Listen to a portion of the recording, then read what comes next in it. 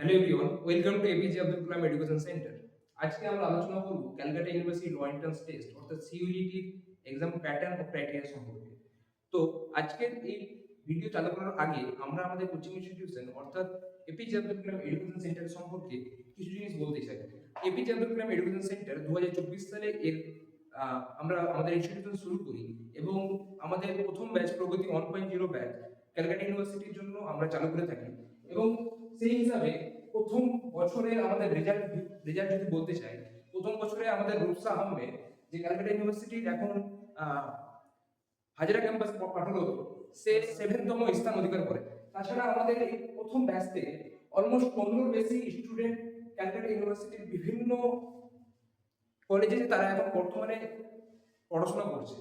তো প্রথমত ক্যালকাটা ইউনিভার্সিটির যে এন্ট্রান্স এক্সাম তার এলিজিবিলিটি ক্রাইটেরিয়া কি, সে ব্যাপারে আমাদের একটু ডিসকাস করা উচিত। সেই ব্যাপারে যদি বলতে চাই, ক্যালকাটা ইউনিভার্সিটির নিজস্ব যে একটা এন্ট্রান্স এক্সাম সেটা সিইউইটি প্রত্যেক বছর অর্গানাইজ করে থাকে, ঠিক আছে। এবং এই এক্সামের যদি আমি এলিজিবিলিটি বলতে চাই, এক্সামের এলিজিবিলিটি হলো সেই একটা স্টুডেন্টকে প্লাস টু বলতে গেলে সে উচ্চ মাধ্যমিক পাস আউট হতে হবে। তাছাড়া যারা উচ্চ মাধ্যমিকে এই বছর দিবে অর্থাৎ 2025 সালে যারা উচ্চ মাধ্যমিক দিবে তারাও এই এক্সামের জন্য এলিজিবল। এবং এর যদি এক্সামের পার্সেন্টেজ বলি যে কতটা পার্সেন্টেজ লাগবে, তাহলে যারা জেনারেল ক্যাটাগরি থেকে বিলং করে তাদের জন্য 45%, এবং যারা রিজার্ভেশন ক্যাটাগরি থেকে বিলং করে থাকে, রিজার্ভেশন ক্যাটাগরি বলতে কি, সেটা হতে পারে ওবিসি বা পিডব্লিউডি বা হতে পারে ইডব্লিউএস, এই সমস্ত ক্যাটাগরি থেকে যারা বিলং করে থাকে তাদের জন্য নাম্বারের পার্সেন্টেজ হলো 40%। ঠিক, তো 40% তাদের জন্য যারা রিজার্ভেশন ক্যাটাগরি থেকে এবং 45% যারা জেনারেল ক্যাটাগরি থেকে, ঠিক আছে। এবং তার পরবর্তীতে এই ক্ষেত্রে ক্যালকাটা ইউনিভার্সিটির জন্য কোনো প্রকার এজ লিমিট নেই, অর্থাৎ সমস্ত বয়সের স্টুডেন্ট যারা রয়েছে তারা এই এক্সামে অ্যাপিয়ার করার জন্য এলিজিবল, ঠিক আছে। পরবর্তী দেখা যায় যদি টোটাল সিটস, কতটা সিটস রয়েছে ক্যালকাটা ইউনিভার্সিটিতে। ক্যালকাটা ইউনিভার্সিটিতে টোটাল 4টা গভর্নমেন্ট কলেজ রয়েছে এবং বাকি যা কলেজেস রয়েছে সবগুলো প্রাইভেট কলেজেস।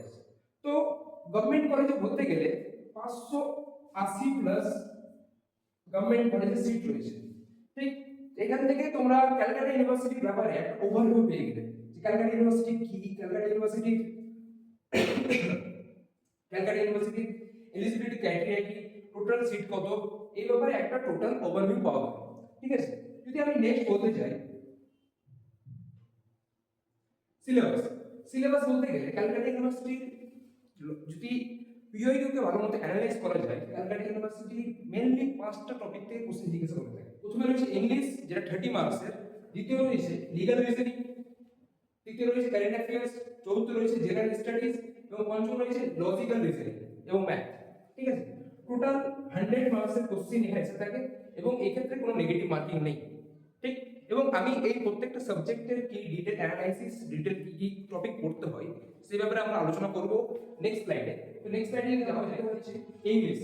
তো ইংলিশ থেকে টোটাল 30 মার্ক জিজ্ঞাসা করে থাকে, 30 মার্কের কোশ্চেন এসে থাকে।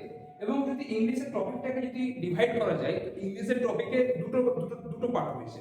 প্রথম যে পার্টটা হলো, যে প্রথম পার্টটা হলো গ্রামার সেকশন এবং দ্বিতীয় যে পার্টটা হলো সেটা হলো ভোকাবুলারি সেকশন, ঠিক। তো প্রথম পার্টটা হলো কি গ্রামার সেকশন। এই গ্রামার সেকশনে দেখতে পারো, গ্রামার সেকশনে যেমনটা দেখতে পাচ্ছ যে গ্রামার সেকশনে প্রথমে আছে আমাদের ভয়েস, তারপরে আছে ন্যারেশন, তারপরে আছে টেন্স, তারপরে সাবজেক্ট ভার্ব এগ্রিমেন্ট, দেন প্রপোজিশন, দেন আর্টিকেলস, ঠিক। আমি যদি এই ব্যাপারে একটু অ্যানালাইজ করতে চাই, তাহলে গ্রামার থেকে ভয়েস আমরা প্রায় ক্লাস 11 12 বা মাধ্যমিক লেভেলে অনেক ভয়েস করে এসেছি, ঠিক। আমার পিওরলি অ্যানালাইজ করার পর আমরা যতটা বলতে পারি যে এই ভয়েস বা ন্যারেশনস, যে সমস্ত 12 স্ট্যান্ডার্ডের যে ভয়েস ন্যারেশন সেটা যদি কেউ করা থাকে তাহলে সেটা সিকিউরিটির জন্য যথেষ্ট। পরবর্তীতে টেন্সের ক্ষেত্রে যে জিনিসটা হয়ে থাকে, টেন্সের প্রেজেন্ট পাস্ট ফিউচার এই তিনটে টেন্স কি ভালো মতো পড়তে হয় এবং পড়ার পর এখান থেকে কিছু ইরর সলভিং এসে থাকে, ঠিক আছে। ইরর সলভিংটা যদি একটু পিওইকিউ খুলে দেখা যায় তাহলে ইরর সলভিং কিরকম ভাবে জিজ্ঞাসা করা হয়ে থাকে তার ব্যাপারে তোমাদের একটা ধারণা চলে আসবে। তো কেউ যদি টেন্সের ইরর সলভিং প্রশ্নটা করে তাহলে সেই ইংলিশের এই টপিকটা কভার হয়ে যাবে। পরবর্তী সাবজেক্ট ভার্ব এগ্রিমেন্ট, প্রপোজিশন এবং আর্টিকেলস, এই দুটো টপিক প্রায় বেশিরভাগ এন্ট্রান্স এক্সাম যেগুলো ক্লাস 12 পর হয়ে থাকে সেইগুলোতে এসে থাকে, ঠিক। তো প্রিপোজিশন আর্টিকেলস এগুলো গ্রামার টপিক থেকে পড়ার জন্য খুব জরুরি। দ্বিতীয় যে টপিকটা রয়েছে, সেই দ্বিতীয় টপিকটা হলো ভোকাবুলারি। তো ভোকাবুলারি সেকশনে যদি বলতে চাই, ভোকাবুলারি সেকশনে আমাদের আছে প্রথমে আছে synonym and antonyms. Synonym and antonyms এই ক্ষেত্রে যেটা হয়, সবার আমরা আগের বছরে যখন ব্যাচ চালু হয়, সেই ব্যাচে আমাদের স্টুডেন্টদের অনেকেরই কোশ্চেন ছিল যে এই ভোকাবুলারি সেকশন আমাদের হয় না। হতে পারে আমরা গ্রামার সেকশনটা আমরা করে নিতে পারছি, কিন্তু ভোকাবুলারি সেকশনটা অনেক টাফ মনে হয়। টাফ মনে হওয়ার কারণটা কি? এটাই এমন একটা জিনিস যে ক্ষেত্রে কোনো লিমিটেশন নেই, sky is the limit. So এই জায়গায় এই ক্ষেত্রে হয়ে যায় কি, অনেক স্টুডেন্টরা রয়েছে যে আমি ভুলে যাচ্ছি, এসপি বক্সি একটা বুক আছে, এসপি বক্সির আইএন পাবলিকেশন এসপি বক্সি একটা বুক আছে, সেই এসপি বক্সিতে অনেক ওয়ার্ড আছে, ওয়ার্ড স্টক দেওয়া আছে সিনোনিম অ্যান্টোনিমসের জন্য। তো স্টুডেন্ট একটা জায়গায় এসে নিজেকে দেওয়াল বলে না, পিঠ দেওয়ালে ঠেকে যায়, তারা এই জায়গায় এসে বলে যে আমি কি করবো সিনোনিম অ্যান্টোনিমসের জন্য। তো সিনোনিম অ্যান্টোনিমসের জন্য আমরা যেটা প্রেফার করে থাকি যে কেউ যদি এসপি বক্সি পড়ে, সে তার জন্য সেটা খুবই খুবই বলা যেতে পারে বেনিফিশিয়াল। কিন্তু আমাদের যে ওয়েবসাইট আছে, সেই ওয়েবসাইটে আমরা এই synonym antonyms, idioms and phrases, word or normal substitution, analogy, phrasal verbs, এই যে টপিক, এই টপিকগুলোর উপরে আমরা পিডিএফ অ্যাভেলেবল করানো আছে। যদি কেউ পিডিএফ কারো দরকার থাকে, তাহলে আমাদের ওয়েবসাইট ভিজিট করে তারা পিডিএফ সেখান থেকে নিতে পারে। এবং আমরা যে এই পিডিএফ গুলো তৈরি করেছি, সেই পিডিএফ গুলো তৈরি করেছে আমাদের যে ফ্যাকাল্টি রয়েছে ইংলিশের, তিনি তৈরি করেছেন। এবং এই সবগুলো শর্ট লিস্টেড করা। শর্ট লিস্টেড বলতে কি, যে সমস্ত কোশ্চেন রিপিটেড এসছে, যে সমস্ত সিনোনিম অ্যান্টোনিমস রিপিটেডলি জিজ্ঞাসা করা হয়েছে, তো সেই সমস্তকে নিয়ে এবং আমাদের যেগুলো মনে হয়েছে যে খুব ইম্পর্টেন্ট হতে পারে, সেগুলোকে নিয়ে আমরা এই টপিকগুলো তৈরি করেছি। তাহলে ইংলিশে কি বললাম, ইংলিশে দুটো টপিক, প্রথমে থাকলো গ্রামার, দ্বিতীয় থাকলো ভোকাবুলারি। গ্রামার সেকশনে আমাদের voice, narration, tense, subject verb agreement, prepositions, article, এগুলো গ্রামার সেকশন থেকে। ভোকাবুলারি সেকশন থেকে synonym antonyms, idioms and phrases, অনার সাবস্টিটিউশন, অ্যানালজি, ফ্রেজাল ভার্ব। ঠিক, এই হলো ইংলিশের সিলেবাস। ইংলিশের স্টাডি ম্যাটেরিয়াল কি? ইংলিশের স্টাডি ম্যাটেরিয়াল হলো এসপি বক্সি আইএন পাবলিকেশন। যদি কেউ পড়তে পারো সব থেকে বেস্ট, এর থেকে বাইরে মনে হয় আর কোনো কোশ্চেন জিজ্ঞাসা করা হবে। আর কি, আমাদের ওয়েবসাইট যেতে পারো, ওয়েবসাইট হলো আমাদের apjec.org। তো apjec.org তে তুমি গিয়ে আমাদের এই যে এর যা পিডিএফ, সেই পিডিএফ তোমরা অ্যাভেল করতে পারো, নিতে পারো। ঠিক, আশা করি ইংলিশ থেকে এর বেশি কোনো প্রবলেম আমার মনে হয় না আসবে। ঠিক, আমি এর পরবর্তী ভিডিওতে অবশ্যই আমি ট্রাই করব যে প্রত্যেক টপিকের ওপর বিভিন্ন কোশ্চেন দিয়ে তোমাদেরকে বোঝানো। ঠিক আছে, যে আগের বছরে কি কি জিজ্ঞাসা করা হয়েছে, যেমন কি ভয়েস থেকে কি জিজ্ঞাসা করা হয়েছে, ন্যারেশন থেকে কি জিজ্ঞাসা করা হয়েছে, আমরা ট্রাই করব পরবর্তীতে এই ব্যাপারে ডিসকাস করার। এখন আমরা খুব শর্ট টাইম রয়েছে, সেই হিসাবে আমি পরবর্তী স্লাইডে গিয়ে পরবর্তী যে সাবজেক্ট আছে তার ব্যাপারে আমি একটু আলোচনা করি। তাহলে যদি দেখা যায় এই যে আমাদের কাছে রয়েছে, সেটা হলো legal reasoning and polity. Legal reasoning and polity total আমাদের মার্ক থেকে 15। লিগ্যাল রিজনিং এন্ড পলিটি 15 মার্কে জিজ্ঞাসা করা হয়, মানে প্রিভিয়াস ইয়ারে দেখি আমি 15 মার্কে জিজ্ঞাসা করা হয়েছে। তো স্যার কতটা কি করতে হবে লিগ্যাল রিজনিং এন্ড পলিটির জন্য? সো লিগ্যাল রিজনিং এন্ড পলিটির জন্য আমাদের যে ইন্ডিয়ান কনস্টিটিউশন আছে, সেই ইন্ডিয়ান কনস্টিটিউশন পুরো করার দরকার নেই। এখন যদি আমি একটা স্টুডেন্টকে বলে দিই যে কনস্টিটিউশন পড়ো, সে করবে কি? একটা ইউপিএসসি অ্যাসপিরেন্টের মতো করবে কি? সে লক্ষ্মীকান্ত উঠাবে। আশা করি যারা ইউপিএসসি প্রিপারেশন যারা করে বা কারো যদি পরিচিত থাকে, তাকে যদি জিজ্ঞাসা করা হয় কি পলিটির জন্য কোন বই তোমরা প্রিফার করে থাকো, সে বলবে অবভিয়াসলি লক্ষ্মীকান্ত। তো একটা ক্লাস 12 পাস আউট করা ছেলেকে যদি আমি বলি যে পলিটি পড়তে হবে, সে করবে কি লক্ষ্মীকান্ত উঠাবে, লক্ষ্মীকান্ত বের করে পর সে পড়ার চেষ্টা করবে। কিন্তু লক্ষ্মীকান্ত পড়ার এখানে দরকার নেই। আমাদের কি পড়তে হবে? কিছু ইম্পর্টেন্ট আর্টিকেলস, ঠিক। এবং এই ইম্পর্টেন্ট আর্টিকেলস থেকে যে বিভিন্ন রকমের জাজমেন্ট আছে, ইম্পর্টেন্ট জাজমেন্ট আছে, অনেক অনেক অনেক জাজমেন্ট আছে বিভিন্ন আর্টিকেল রিলেটেড, সেই সমস্ত জিনিস। যেমন একটা খুব যদি সিম্পল বলি আমি, যে অ্যাবলিশন অফ আনটাচেবিলিটি কত নম্বর আর্টিকেলে দেওয়া আছে, এরকম ভাবে অনলাইনে কোশ্চেন জিজ্ঞাসা করা হয়ে থাকে। তাহলে কি পলিটিক্স থেকে যেটা মনে রাখতে হবে, আমাকে পড়তে হবে কি ইম্পর্টেন্ট আর্টিকেল। দ্বিতীয় যেটা পড়তে হবে আমাকে, দ্বিতীয় যেটা পড়ার সবথেকে ইম্পর্টেন্ট, যে শিডিউলস, আমাদের ইন্ডিয়ান কনস্টিটিউশন কত শিডিউল আছে, কতটা পার্ট আছে, এগুলো আমাদের বেসিক্স, এগুলো খুব ইন্ডিয়ান কনস্টিটিউশনের বেসিক্স। এই সমস্ত জিনিস যদি কেউ পড়ে, তাহলে ইন্ডিয়ান পলিটি নর্মাল সাফিসিয়েন্ট। এবং ইন্ডিয়ান পলিটির জন্য কি একটা যদি অন পোস্টার বলি আমি, তাহলে আমাদের একটা পিডিএফ আছে, সেই পিডিএফ আমরা করেছি কি একটা অনলাইনার, অন অনলাইনার অনলাইনার আমরা একটা তৈরি করে রেখেছি, যেখানে এই ইন্ডিয়ান পলিটিক্স যা যা এক্সপেক্টেড কোশ্চেন্স বা ইন্ডিয়ান পলিটির উপরে কি কি করতে হবে তা নিয়ে আমরা একটা পিডিএফ ফরম্যাট তৈরি করে রেখেছি। তো যদি সেই পিডিএফটা তোমরা নিতে চাও, আমাদের ওয়েবসাইটে গিয়ে সেই পিডিএফটা নিয়ে আসতে পারো, সেখানে গিয়ে ফ্রি অফ কস্টে পিডিএফটা নিতে পারো। এবং আমার মনে হয় সেই পিডিএফ যদি কেউ পড়ে, তাহলে তার জন্য সেই এই সিউরিটির কোয়ালিটি সিলেবাস সাফিসিয়েন্ট। ঠিক আছে। দ্বিতীয় যেটা আছে লিগ্যাল রিজনিং, আমি তো কভার করলাম পলিটিক্স। দ্বিতীয় যেটা আছে লিগ্যাল রিজনিং। লিগ্যাল রিজনিং এর ক্ষেত্রে এখন যেটা ম্যাটার করে, লিগ্যাল রিজনিং কতটা কি পড়তে হবে। লিগ্যাল রিজনিং, তো লিগ্যাল রিজনিং এর ক্ষেত্রে দেখতে পাচ্ছ এখানে লেখা আছে ইন্ডিয়ান কন্ট্রাক্ট, টর্ট, পার্সোনাল ল। কি স্যার তাহলে আমাকে সবগুলো কি পড়তে হবে, সবগুলো কি পড়ে শেষ করতে হবে আমাকে? না, সবকিছু পড়া দরকার নেই। তোমাকে কি পড়তে হবে? তোমাকে শুধুমাত্র পড়তে হবে যে এই যে ইন্ডিয়ান কন্ট্রাক্ট অ্যাক্ট এর পুরোপুরি প্রিন্সিপাল বেসে যে কোশ্চেন থাকে সেগুলো করার খুব বেশি দরকার নেই। অল্প সংখ্যক অনলাইনার কিছু কোশ্চেন থাকে, সেই অনলাইনার কোশ্চেনগুলো করা দরকার। ভুল করে কেউ করবে না কি বেয়ার অ্যাক্ট ফলো করে বেয়ার অ্যাক্ট পড়ে শেষ করছো, বেয়ার অ্যাক্ট পড়তে যাচ্ছ, বা ক্ল্যাটের জন্য যে পড়ানো হয় লিগ্যাল রিজনিং সেটাকে ফলো করছো, সেটা তোমাদের সিউরিটির জন্য কোনো মতেই ইফেক্টিভ না বা অ্যাপ্লিকেবল না। তোমাদের জন্য যেটা অ্যাপ্লিকেবল সেটা হলো অনলাইনের জিনিসপত্র পড়া। এই যে তিনটে ল বলা হচ্ছে, এই তিনটে ল এর উপর অনলাইনের যে একটা পিডিএফ থাকে, সেই পিডিএফটা যদি পড়ে থাকো, সেই পিডিএফটা পড়লে আমার মনে হয় সেটা সাফিসিয়েন্ট। পিডিএফ কোথা থেকে পাবে আবার বলছি, ওয়েবসাইটে গিয়ে পিডিএফ, সেখান থেকে পিডিএফ তোমরা ফ্রি অফ কস্টে নিতে পারো। ক্লিয়ার? এবার লিগ্যাল রিজনিং গেল, পলিটি গেল, এটা গেল আমাদের 15 মার্কে। নেক্সট যেটা আছে আমাদের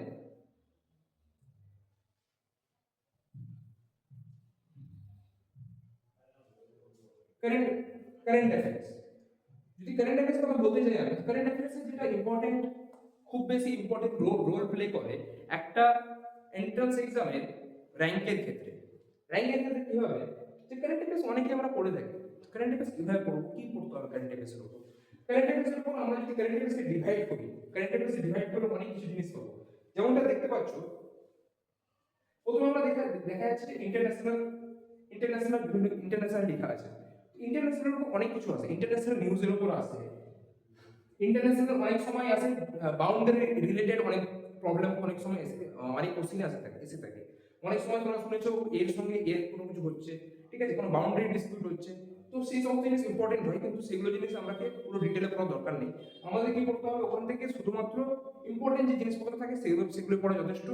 ইন্টারন্যাশনাল ক্ষেত্রে আমাদের ইন্ডেক্স, বিভিন্ন অর্গানাইজেশন আছে, যেমন আমাদের ইউনাইটেড নেশনস অর্গানাইজেশন, তাছাড়া যে সমস্ত ইন্টার গভর্নমেন্টাল অর্গানাইজেশন রয়েছে, আরেকবার আমি বলে দিচ্ছি ইন্টার গভর্নমেন্টাল অর্গানাইজেশন। তো ইন্টার গভর্নমেন্টাল যে সমস্ত অর্গানাইজেশন রয়েছে তারা প্রত্যেক বছর কিছু না কিছু র্যাঙ্কিং ইন্ডেক্স, ঠিক আছে, র্যাঙ্ক ইন্ডেক্স আর পাবলিশ করে থাকে। তো আমাদের কি করণীয় হবে, সে র্যাঙ্ক ইন্ডেক্সে গিয়ে ইন্ডিয়ার কত র্যাঙ্ক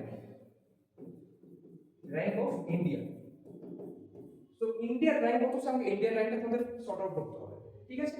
এবং যদি কোনো ডিসপিউট থাকে সেই ডিসপিউটের কথা বলতে হবে। নেক্সট যদি বলতে চাই ন্যাশনাল নিউজ। ন্যাশনাল নিউজের ক্ষেত্রে আমরা বললে, ন্যাশনাল নিউজে আমাদের হয় যে সমস্ত গভর্নমেন্ট ইনিশিয়েটিভ ন্যাশনাল লেভেলে কোনো খ্যাতি অর্জন করেছে, সেই সমস্ত নিউজও ফলো করতে হবে আমাদের। কোনো একটা গভর্নমেন্ট ইনিশিয়েটিভ, আমি উদাহরণ নিতে পারি, আমাদের বাংলায় অনেক গভর্নমেন্ট ইনিশিয়েটিভ রয়েছে, আমি নাম নিতে চাইছি না, কিন্তু অনেক রয়েছে গভর্নমেন্ট ইনিশিয়েটিভ, ঠিক আছে। তো ওই সমস্ত গভর্নমেন্ট ইনিশিয়েটিভ, কোনো একটা গভর্নমেন্ট ইনিশিয়েটিভ যদি ন্যাশনাল লেভেলে গিয়ে একটা স্বীকৃতি অর্জন করে, তাহলে আমাদের করতে হবে সেই জিনিসটাকে পড়তে হবে। ঠিক 3 নম্বর স্পোর্টস। স্পোর্টস আবার দু রকম আছে। স্পোর্টসের আমাদের ন্যাশনাল যে স্পোর্টস আছে, মানে ইন্ডিয়ার মধ্যে যে সমস্ত স্পোর্টস হয়ে থাকে, আমাকে সেগুলো বেশি ফলো করার দরকার নেই। আমাকে দেখতে হবে ইন্টারন্যাশনাল কোনো যদি স্পোর্টস হয়, ওয়ার্ল্ড কাপ হয়ে থাকে, অলিম্পিক্স হয়ে থাকে, বা অন্যান্য যে সমস্ত গেমস আছে, সেই গেমসে যদি ইন্টারন্যাশনালি ইন্ডিয়া কোনো ব্যাপারে কোনো প্রাইজ যদি পাই, কেউ ইন্ডিয়া থেকে কেউ যদি ইন্ডিয়া যদি ওখানে পার্টিসিপেট করার পর যদি কোনো প্রাইজ পাই, তাহলে আমাদের কাজ হবে সেই যে স্পোর্টসে ইন্ডিয়ার কি হলো, কোনো ব্রোঞ্জ পেয়েছে না সেখানে গোল্ড পেয়েছে না কি পেয়েছে, আমাকে সেটা বের করতে হবে, ঠিক আছে। লিগ্যাল নিউজ সব থেকে ইম্পর্টেন্ট। লিগ্যাল নিউজ বলতে গেলে, লিগ্যাল নিউজে আমরা দেখতে পাই লিগ্যাল এরকম একটা জিনিস, লিগ্যাল টপিক যেটা ইভলভিং টপিক, এরকম একটা না, এই টপিকটা কোনো সময় স্ট্যাটিক না, এক জায়গায় কোনো সময় থেমে থাকতে চায় না। তো লিগাল নিউজে আমাদের লিগাল নিউজ কিভাবে বারবার ইভলভ হয়, লিগাল নিউজ ইভলভ হওয়ার একটাই কারণ, সেটা আমার জাজমেন্ট।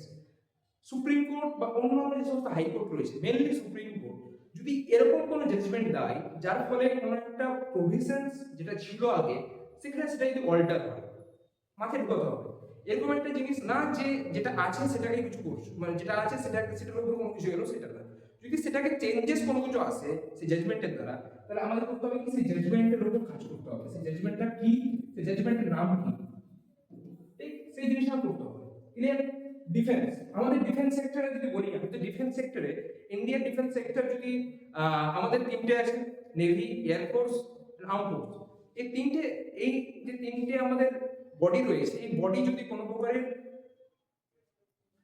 এক্সারসাইজ যদি করে থাকে, ঠিক আছে, যেমন তোমরা জানবে আমাদের ইন্ডিয়ান নেভি, ইন্ডিয়ান আর্মি, ঠিক আছে, এরা করে কি বিভিন্ন অন্যান্য দেশের যে আর্মি রয়েছে তাদের সঙ্গে বিভিন্ন প্রকারের এক্সারসাইজ করে থাকে, ঠিক আছে। যেমন যদি বলি আমি মিলান এক্সারসাইজ, এখন যদি কোশ্চেন চলে আসে কি মিলান এক্সারসাইজ কার কার মধ্যে হয়ে থাকে, ঠিক, এই মিলান এক্সারসাইজ আমার কাজ কি হবে, এই মিলান এক্সারসাইজ কার কার মধ্যে হচ্ছে, ইন্ডিয়া কার মধ্যে হচ্ছে, এটা বের করতে হবে। এই জিনিসটা মাথায় রাখতে হবে যে কি জিনিস করতে হবে আমাকে। ডিফেন্স ক্ষেত্রে কি বললাম, ডিফেন্স ক্ষেত্রে যে এক্সারসাইজ গুলো হয়ে থাকে সেই এক্সারসাইজ গুলো বের করা, এবং ডিফেন্সে যদি আমাদের কোনো প্রকারের কোনো যদি আমরা খ্যাতিনামা অর্জন করি তাহলে অবশ্যই। তারপরে কি স্টেট নিউজ, স্টেট নিউজে বললাম, যেমন স্টেট নিউজে প্রথমত আমাদের স্টেটে যদি কোনো প্রকারের ইনিশিয়েটিভ ন্যাশনাল লেভেলে কোনো স্বীকৃতি পাই তাহলে সেটা, ঠিক আছে। আমি মনে হয় এখানে একটা জিনিস মেনশন করতে ভুলে যাচ্ছি, সেটা হলো প্রাইজ। প্রাইজ বলতে কি স্যার, আমাদের প্রত্যেক বছর নোবেল প্রাইজ হয়ে থাকে, নোবেল প্রাইজ দেওয়া হয়ে থাকে, তাছাড়া বুকার প্রাইজ আছে, তোমরা নাম শুনেছো, তাছাড়া আমাদের একাডেমি পুরস্কার দেওয়া হয়ে থাকে, এবং সেন্ট্রাল লেভেলে অনেক রকমের পুরস্কার দেওয়া হয়ে থাকে বইয়ের জন্য বা অন্যান্য জিনিসের জন্য। যেমন হতে পারে এই 26শে জানুয়ারিতে আমাদের প্রত্যেক বছর পদ্মশ্রী যে পুরস্কারের জন্য অ্যানাউন্সমেন্ট করা হয় যে কি কি পেয়েছে। তো আমাদের প্রাইজের ক্ষেত্রে সর্বপ্রথম নোবেল প্রাইজ, সেই নোবেল প্রাইজ গুলো কভার করতে হবে। তারপরে আমাদের ন্যাশনালে অর্থাৎ আমাদের ইন্ডিয়াতে যে সমস্ত প্রাইজেস দেওয়া হয়ে থাকে, যেমন হতে পারে আমি বললাম একটু আগে যে একাডেমি পুরস্কার বা আমাদের পদ্মশ্রী, পদ্মভূষণ, ভারতরত্ন পুরস্কার, এই যে কাকে কাকে দেওয়া হচ্ছে প্রত্যেক বছর, আমার এই প্রাইজ সেকশনটা এখান থেকে কারেন্ট অ্যাফেয়ার্সে কভার করতে হবে, ঠিক। আমি কি করলাম তাহলে, আমি পড়লাম প্রথমে ইন্টারন্যাশনাল জিনিস, তারপরে পড়লাম ন্যাশনাল নিউজ, তারপরে পড়লাম কি স্পোর্টস, তারপরে আমি রাইটিং, লিগাল নিউজ, ডিফেন্স, তারপরে কি প্রাইজ, লাস্ট যেটা পড়ে থাকলো head of institution. Head of institution কি স্যার? হেড অফ ইনস্টিটিউশন হলো যে বিভিন্ন আমাদের ইন্টারন্যাশনাল অর্গানাইজেশন রয়েছে, সেই ইন্টারন্যাশনাল অর্গানাইজেশন, যেমন যদি বলতে চাই আমি WHO, World Health Organization, UNICEF, UNESCO, এই সমস্ত যে অর্গানাইজেশনগুলো রয়েছে সেই অর্গানাইজেশনগুলো হেড, ঠিক আছে, সেই হেডগুলো কি আমাদের জানা খুব জরুরি। তাছাড়া কি RBI যদি বলি, এখন রিজার্ভ ব্যাংক অফ ইন্ডিয়া, সেই রিজার্ভ ব্যাংক অফ ইন্ডিয়ার হেড কে আছে, ঠিক আছে। আমাকে করতে হবে কি বেশিরভাগ ইন্টারন্যাশনাল যে সমস্ত অর্গানস রয়েছে, ইন্টারন্যাশনাল যে সমস্ত বডি রয়েছে, যেগুলো যেগুলো আমাদের নিউজে এসেছিল সেগুলোকে পড়তে হবে। এখন তোমাদের মধ্যে একটা কোশ্চেন আসতে পারে, স্যার আপনি তো বললেন সবকিছুই, এত কিছু করতে হবে, আমার কতটা কি করতে হবে, কত মাসে পড়তে হবে, কত দিনের পড়তে হবে? এখন এই কোশ্চেনটা যদি অ্যান্সার করতে চাই আমি, তাহলে আমাকে পড়তে হবে previous 6 month, previous 6 months, previous 6 month মানে কবে স্যার? আমি যদি Calcutta university no entrance test 2025-26 কথা বলতে চাই, তো Calcutta university no entrance test expected আমি ভাবছি আগস্ট মান্থে তোমাদের এক্সাম হবে। তাহলে তোমাদের করণীয় হবে কি, জানুয়ারি 2025, সেই জানুয়ারি 2025 থেকে আমাদের এই বছরের যে কারেন্ট অ্যাফেয়ার্স, সেই কারেন্ট অ্যাফেয়ার্সটা পড়াশোনা চালু করতে হবে। মাথায় আশা করি কারেন্ট অ্যাফেয়ার্স নিয়ে আর কোনো প্রবলেম থাকার কথা না। এবার যদি আমি স্টাডি ম্যাটেরিয়ালসের কথা বলি, স্টাডি ম্যাটেরিয়ালস কি ফলো করবো স্যার? স্টাডি ম্যাটেরিয়ালস আমি যদি ফ্রি অফ কস্টের জন্য কথা বলি, ফ্রি অফ কস্টে আমাদের জিকে টুডে একটা নাম শুনেছো আশা করি, জিকে টুডে। তো জিকে টুডে যে আছে, সেই জিকে টুডেতে গিয়ে তোমরা পারো কি মান্থলি ওয়াইজ সেখান থেকে তোমরা কারেন্ট অ্যাফেয়ার্স কভার করতে পারো। জানুয়ারি এলো, জানুয়ারি কারেন্ট অ্যাফেয়ার্স করে নিতে পারো, ফেব্রুয়ারি এলো, ফেব্রুয়ারি কারেন্ট অ্যাফেয়ার্স করে নিতে পারো, ঠিক আছে। কিন্তু একটা জিনিস মাথায় রাখতে হবে, 6 মাসের বেশি যাতে না যায়, 6 মাসটা হলো লিমিটেশন, এবং 6 মাসের পরে যাতে না করা হয়। আশা করি কারেন্ট অ্যাফেয়ার্স নিয়ে যত রকমের প্রবলেম আমি সবকিছু নিয়ে আলোচনা করেছি এবং সবকিছুর উপরে আলোকপাত করেছি। এবার আমি যদি নেক্সট কিছু বলতে চাই, নেক্সট আমাদের রয়েছে যে সিলেবাস, যেটা নেক্সট রয়েছে সেটা হলো জেনারেল স্টাডিজ, যেটা 15 মার্কের একটা ওয়েটেজ রয়েছে। এবার জেনারেল স্টাডিজটা কি? জেনারেল স্টাডিজ বলতে স্যার অনেক কিছু আছে। জেনারেল স্টাডিজের মধ্যে যেমন এখানে তোমরা দেখতে পাচ্ছ মেনশন করা আছে, জেনারেল স্টাডিজের মধ্যে হিস্ট্রি লেখা আছে, জিওগ্রাফি লেখা আছে, সায়েন্স লেখা আছে। তো স্যার এই তিনটে সাবজেক্ট তো অনেক বড় বড় সাবজেক্ট স্যার, এবং এই খুব একটা হিউজ সাবজেক্ট। এই সাবজেক্টগুলো থেকে অনেকে গ্র্যাজুয়েশন করছে, এই সাবজেক্ট নিয়ে অন্য কিছু করছে অনেকে। আমাদের কি করতে হবে? তোমাদের কি করতে হবে না? আমি যদি পার্টিকুলারলি হিস্ট্রি নিয়ে কথা বলি, হিস্ট্রি আমাদের তিনটে period, firstly modern, medieval and ancient. যদি বাংলায় বলতে চাই কি বলবো তাহলে প্রাচীন যুগ, মধ্যযুগ আর আমাদের বর্তমানে মডার্ন যুগ। এই তিনটি যুগে, ঠিক আছে, আমাদের করতে হবে যে বিভিন্ন প্রকারের হিস্ট্রিক্যাল যে ডেভেলপমেন্টস, সেই হিস্ট্রিক্যাল ডেভেলপমেন্ট নিয়ে আমাদের পড়াশোনা করতে হবে। কিন্তু স্যার আমাকে তাহলে কি হিস্ট্রি দেওয়া পড়তে ভালো লাগতো না 12-এ? আমাকে কি সবকিছু করতে হবে? সেটা কিছু করতে হবে না। তোমায় করতে হবে কি, আমাদের একটা পিডিএফ আছে, হিস্ট্রির যত রকমের জিনিস আছে সবকিছু ওখানে মেনশন করা আছে। যদি পারো সেই পিডিএফটা আমাদের ওয়েবসাইট থেকে নিতে পারো। আশা করি সেটা তোমাদের জন্য সাফিসিয়েন্ট, তার থেকে বেশি কিছু করার দরকার নেই। নেক্সট যদি আমি আলোচনা করি জিওগ্রাফি, জিওগ্রাফির ক্ষেত্রেও যদি বলতে চাই, জিওগ্রাফির অনেক কিছু আছে। জিওগ্রাফির এখন যদি জিওগ্রাফি বলা যায় তাহলে জিওগ্রাফি আমাদের ন্যাশনাল জিওগ্রাফি আছে, ইন্টারন্যাশনাল জিওগ্রাফি আছে, ঠিক আছে। এবং তার মধ্যে শুধুমাত্র এটা না যে সবকিছু জিওগ্রাফির মধ্যে সবকিছু কভার আপ করতে হবে সেটা না। জিওগ্রাফির মধ্যে তোমাদের যেটা সবথেকে ইম্পর্টেন্ট আমার মনে হয়ে থাকে, যেটা হলো আমাদের ইন্ডিয়ার যে নদী, ঠিক আছে, তার সোর্স কোথায়? যেমন কি গঙ্গা, ঠিক আছে, যমুনা বা অন্যান্য যে সমস্ত নদী রয়েছে তার সোর্স কি, ঠিক আছে, এর শাখাকে প্রশাখাকে, এই সমস্ত জিনিস নিয়ে আমাদের জিওগ্রাফির উপর টোটাল আলোচনা করা। তাছাড়া জিওগ্রাফির উপরে আমাদের পার্টিকুলারলি পিডিএফ ফ্রি অফ কস্টে ওয়েবসাইটে অ্যাভেলেবল করা আছে। যদি কেউ যাও পিডিএফ নিয়ে সেখান থেকে নিয়ে নিতে পারো, এবং আমার মনে হয় সেটা সাফিসিয়েন্ট। ঠিক সিমিলারলি সায়েন্সেসও সেম জিনিস। সায়েন্সে কিছু বেসিক জিনিস আমাদের কভার করতে হয়, তার জন্য পিডিএফ অলরেডি অ্যাভেলেবল করা আছে। এবং তার থেকে বেশি যদি কেউ পড়তে চাও, পিডিএফ তো বললেন স্যার, তার থেকে বেশি যদি পড়তে চাও, আরিহান পাবলিকেশনের একটা বই আছে, ঠিক আছে, 35 টাকা, 35 টাকার একটা বই পাওয়া যায়। যদি কোনো কলেজ স্ট্রিট বা অন্যান্য যে কোনো জায়গায় গিয়ে আরিহান পাবলিকেশন শুধু বলবে কি দাদা 35 টাকা বইটা দিন আমাকে, ঠিক, সেই 35 টাকা বইতে এই যে জিএস এর টপিক, এই সমস্ত জিএস এর টপিক সেখানে কভার করা আছে। এবং আমার মনে হয় না Calcutta university law entrance test এরকম কোনো একটা এন্ট্রান্স টেস্ট, যে এন্ট্রান্স টেস্টে এর থেকে বেশি কোনো জিনিস জিজ্ঞাসা করা হবে। কোনো একটা ছেলে বা মেয়ে যদি এই জিনিসগুলোকে ভালো মতো কভার আপ করে থাকে, তাহলে তার জন্য জিএস করা আমার মনে হয় না খুব একটা কঠিন জিনিস, ঠিক। তাছাড়া আমাদের পিডিএফ অ্যাভেলেবল করানো আছে, সেটাকে অ্যাজ এ রেফারেন্স ইউজ করতে পারো। ক্লিয়ার কাট আমি পুরো জিনিসটা মেনশন করলাম। আর কথা না বাড়িয়ে বলি, তাহলে কতটুকু এখন পর্যন্ত আমরা আলোচনা করেছি, এটা 15 মার্কের ওয়েটেজ রয়েছে, ঠিক। নেক্সট যদি আমি আলোচনা করি, নেক্সট যেটা আমাদের রয়েছে, তো এখন আমরা ডিসকাস করব লজিক্যাল রিজনিং এর ম্যাথ। এবার একটা জিনিস, এই যে লজিক্যাল রিজনিং এর ম্যাথ, এই টপিকটা হলো সবথেকে বেশি স্কোরিং সাবজেক্ট, এবং এই টপিকটা হলো ডিসাইডিং সাবজেক্ট। তো স্যার আপনি একটু আগে বললেন যে ডিসাইডিং সাবজেক্ট, তো স্যার কারেন্ট অ্যাফেয়ার্স, এটা কি হবে স্যার? কারণ এই একটা সাবজেক্ট, যে সাবজেক্টটা বেশিরভাগ স্টুডেন্ট অ্যাভয়েড করে আসে, কোথায় অ্যাভয়েড করে আসে? কারণ বেশিরভাগ স্টুডেন্ট যারা আর্টস ব্যাকগ্রাউন্ড থেকে বিলং করে, তারা ম্যাথ থেকে এমনি ভয় হয়। জেনারেল পার্সপেক্টিভ বলছি, এমনিতে না, যারা আর্টস নিয়েছো নিজের ইচ্ছাতে তাদের জন্য আলাদা ব্যাপার। তো জেনারেল পার্সপেক্টিভ যদি আলোচনা করি, তাহলে অনেকেই বেশি ভয় পায় যে স্যার ম্যাথ দিয়ে না স্যার, ম্যাথ ছাড়া যা দিবেন সব পড়ে নেবো স্যার, ম্যাথ পড়বো না স্যার, ঠিক। তো এবার একটু আলোচনা করি এই টপিকটা নিয়ে। প্রথমে আছে লজিক্যাল রিজনিং। তো লজিক্যাল রিজনিং যে টপিকটা আছে না, সেই লজিক্যাল রিজনিং টপিকে আমাদের প্রথমে আছে র্যাঙ্কিং, তারপরে আছে সিটিং অ্যারেঞ্জমেন্ট, তারপরে আছে সিরিজ, তারপরে আছে অড এন্ড আউট, তারপরে আছে directions, then the blood relations, ঠিক। এই যে total topic math and logical reasoning, এই টপিকে 20 মার্ক রয়েছে। এবার আউট অফ 100 যদি 20 মার্কের কোশ্চেন এখানেই আসে, তাহলে ভাবো একবার এর ওয়েটেজটা কতটা। এই টপিকে যদি sitting arrangement, ranking, series, odd and out, directions, blood relations, এই টপিকগুলো যদি ভালো মতো এর আন্ডারস্ট্যান্ডিং যদি ভালো মতো থাকে, তার সঙ্গে সঙ্গে এর প্র্যাকটিস যদি রীতিমতো করে থাকে সে, তাহলে তার জন্য এই লজিক্যাল রিজনিং টপিকটা খুবই সহজ। এবং আমরা এই ক্ষেত্রে একটা হেল্প করতে পারি, যে আমাদের ওয়েবসাইটে অলরেডি এই যে টপিকগুলো, এই টপিকের উপরে অনেক কোশ্চেন্স আমরা আপলোড করে রেখেছি, ঠিক আছে। তো সেই কোশ্চেন্স গুলো গিয়ে তোমরা সেখান থেকে ডাউনলোড করতে পারো, এবং সেখান থেকে তোমরা এই সমস্ত জিনিসের উপর কোশ্চেনগুলো প্র্যাকটিস করতে পারবো। ঠিক, তো আশা করি লজিক্যাল রিজনিং উপর আমি পুরোপুরি ডিসকাস করলাম। এবার আসি ম্যাথে। ম্যাথের কথা শুনে অনেকের মাথা ব্যথা হয়ে গেছে, কিন্তু আমি আরেকটু আলোচনা করি। ম্যাথের ক্ষেত্রে প্রথমে আছে প্রফিট অ্যান্ড লস, তারপরে আছে এজ। এজ বলতে এজ রিলেটেড প্রবলেম বেস অনেক কোশ্চেন আছে, এই এজ রিলেটেড প্রবলেম সেই question, then speed and directions, then percentage, then average, then ratio and proportion, then simple interest.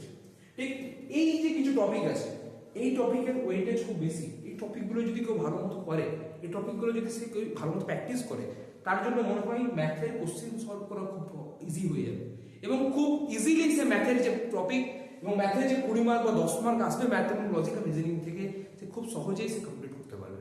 ঠিক, আশা করি এই উপরে ম্যাথ এবং লজিক্যালের উপরে আমি টোটাল ডিসকাস করলাম। টপিক কি কি, যদি কেউ স্ক্রিনশট নিতে চাও স্ক্রিনশট নিয়ে নাও, আমি সেখানে সরে গেলাম, স্ক্রিনশট নিয়ে তোমরা দেখে নিতে পারো যে কি কি জিনিস আছে, কি কি জিনিস আসবে না। ঠিক, আশা করি স্ক্রিনশট নেওয়া হয়ে গেছে। চলো তাহলে নেক্সট যাওয়া যাক। নেক্সট আমাদের টপিক কি আছে?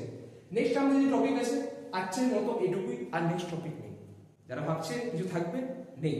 তাহলে আমি কি আলোচনা করলাম আজকে?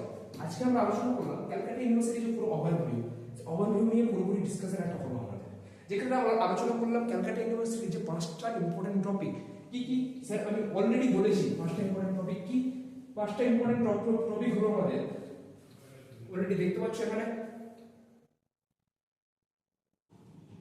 যে English, legal reasoning, current affairs, general studies এবং লজিক্যাল রিজনিং।